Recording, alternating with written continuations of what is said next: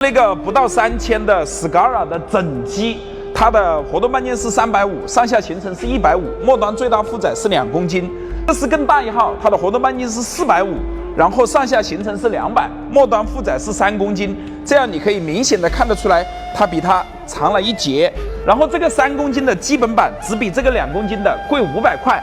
当然，这个选配了铝板的支撑。